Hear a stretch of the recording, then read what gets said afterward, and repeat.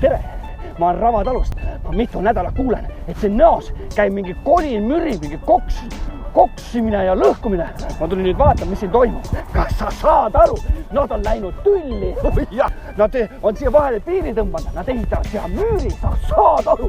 4-meetlise müüri. Nõos elavad sellised inimesed, kes lähevad paugust tülli ja teevad müüri. Kas see on normaalne või? Ma näitan sulle veel. Teine pool on endale kivi ette pannud. See on lollakas, aga kirik on jäänud sinna poole. Muusikakool on endale jätnud. Nad ei teagi, et see on kinni. Nõos ei ole üldse nii tolerantsed inimesed nagu paistab ja ehitavad siia müüri. Kas sa saad aru? Vabandust, härra, mida te seletate? Nõovald ehitab siia kõigest kergliiklusteed. Mis asja? Nõovald ehitab siia kergliiklusteed Nõost Elva. Tean, kui lollakas ei ole.